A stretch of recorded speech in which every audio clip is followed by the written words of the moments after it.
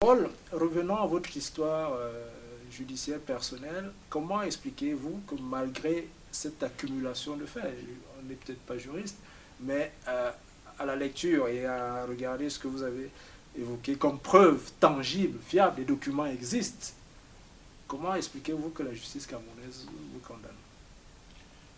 Ben, ça, quand on est condamné, déjà, il faut savoir, quand on est condamné, on a le pouvoir de faire appel.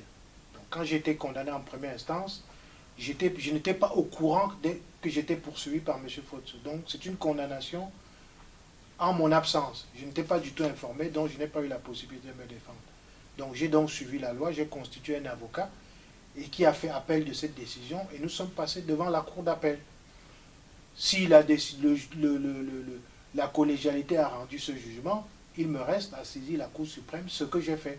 Maintenant, savoir comment le tribunal a rendu cette décision, pourquoi il a rendu cette décision, je n'ai qu'une chose à faire, c'est faire appel. Je regrette que cette décision ait été rendue. Parce que vous jugez qu'elle est injuste, hein, on va dire ça comme ça. Et la première décision qui vous condamne, je pense qu'elle vous fixe des dommages et intérêts de 3 milliards. En effet, elle fixe des dommages et intérêts à 3 milliards.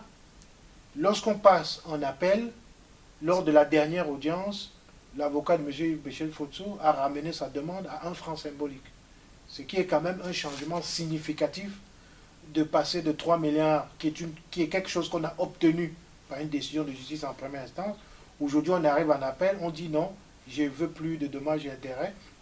On demande 1 franc symbolique. Juste question, dit-il, de laver... Mais pour vous expliquer, techniquement, il faut aussi comprendre que si j'ai rendu un travail à dire d'expert et qu'il y a une décision de justice rendue qui dit que j'ai fait une diffamation ou j'ai fait une dénonciation calomnieuse, il faut savoir que les personnes que je mets en cause dans mon rapport peuvent utiliser cette décision de justice pour être blanchies. C'est très important de comprendre l'intérêt à avoir une telle décision de justice.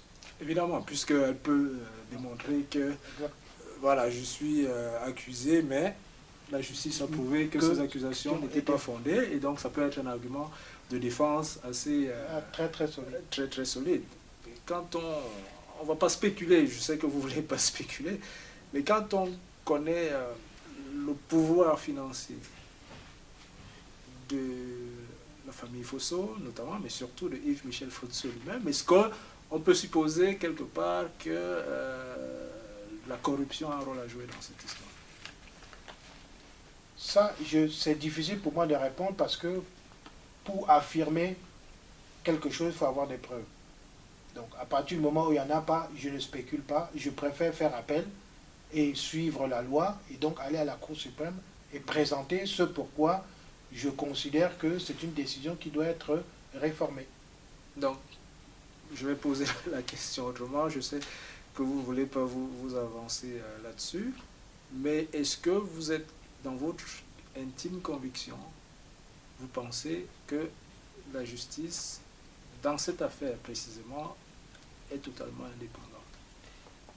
Disons que sur le plan strictement juridique, il y a un élément qui est important, c'est que c'est M. Fotso qui a porté plainte. Donc dans le cadre de la plainte, M. Fotso, plus le ministère public me poursuit. C'est très important de comprendre ça. Donc ça veut dire que, public, voilà, parce que c'est M. Fotso qui a porté plainte, et donc le ministère public se joint donc à M. Fotso pour en gros, le ministère public, c'est l'État camerounais. Voilà, pour instruire sa plainte.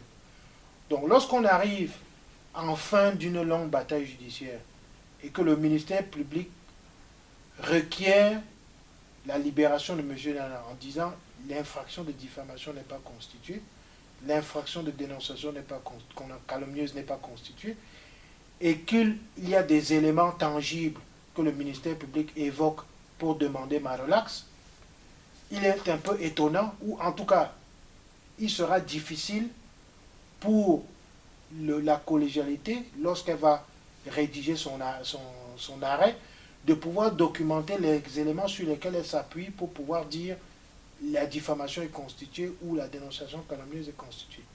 Ça peut arriver, mais dans le cas d'espèce, ce sera difficile.